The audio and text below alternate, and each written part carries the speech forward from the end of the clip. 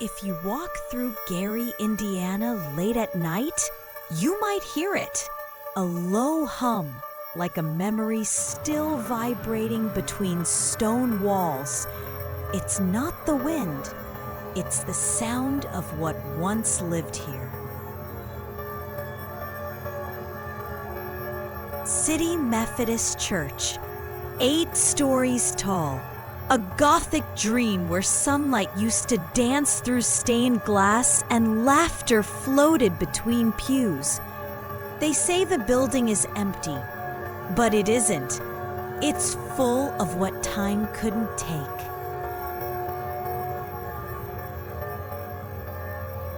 When the doors first opened in 1926, the sanctuary smelled of new wood and wet stone. Children pressed their faces to the stained glass, their eyes wide at the colors, blue like heaven, red like promise.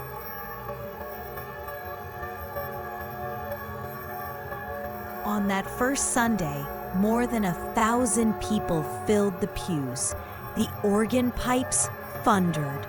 The choir's robes shimmered like waves of white.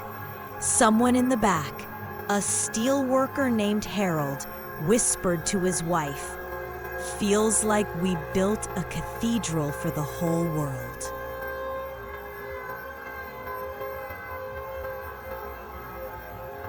The Reverend stood beneath the great rose window, his voice carrying through the vaulted air.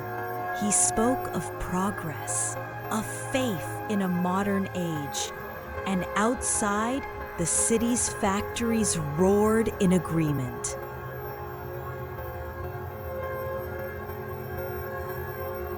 But even then, there was a softness to this place, a quiet that waited for what would come after the noise. By the 1940s, Sunday mornings were a pageant of sound.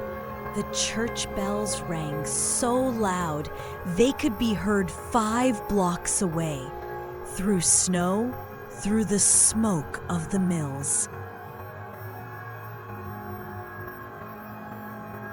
Inside, the choir was the heartbeat of the church.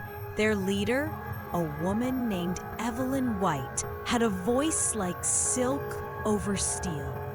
People said when she sang "Blessed Assurance," even the rafters trembled. Every December, the Christmas pageant filled the stage. Live sheep borrowed from a nearby farm. Children dressed as angels. Parents laughing softly from the pews. And after service, the smell of coffee and pastries drifted through Fellowship Hall, where friendships were built between shifts at the factory. There was a saying in Gary, if you want to hear what heaven sounds like, go to City Methodist on Sunday. That sound, the blend of voices, footsteps, and bells, it's still in the walls. You can almost hear it when the wind moves just right. Hundreds of lives began inside these walls. Weddings beneath the vaulted arches, where sunlight turned the aisle into a river of gold. One bride, Margaret Lewis, was so nervous she forgot her vows, until the pastor smiled and whispered, "Take your time. God isn't going anywhere." They say she laughed so hard, the whole church joined in. During the war years, letters were read aloud for soldiers overseas. One young man, Private James Porter, sent a note from France. "Tell Pastor Seaman I still hear the bells when I pray." When he didn't come back, the church rang those same bells in his memory. Easter mornings glowed with lilies and light. Funerals filled the air with hymns that turned grief into beauty. This was a church that held both beginnings and endings and knew how to sing through both.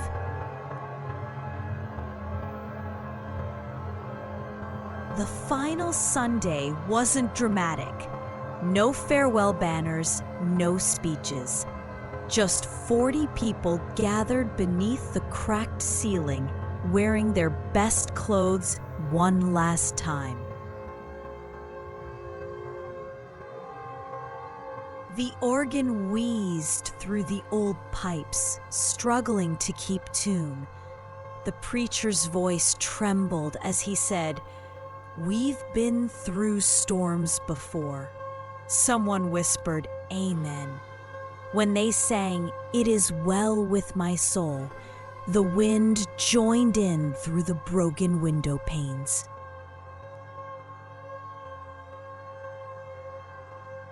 It sounded almost deliberate, as if the church itself wanted to say goodbye. After the service, an elderly woman placed her hand on the altar and said, "I raised my babies here. I buried my husband here. I think I'll stay a while."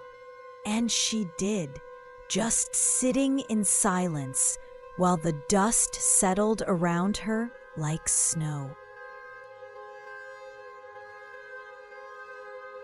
That was 1975.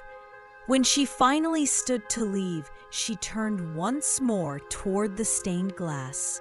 Half of it was missing, but the light still came through.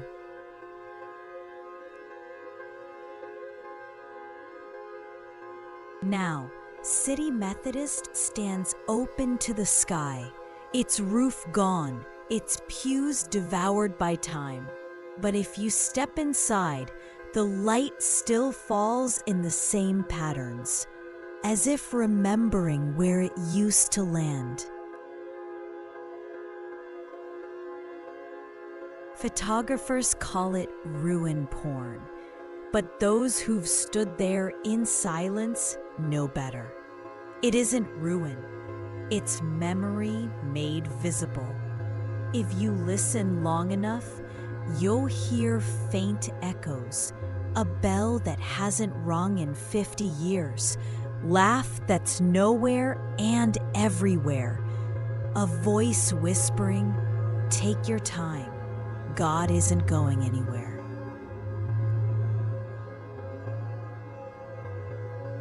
City Methodist is still a church, not of walls or sermons, but of remembrance. Because some sanctuaries don't close, they just change shape.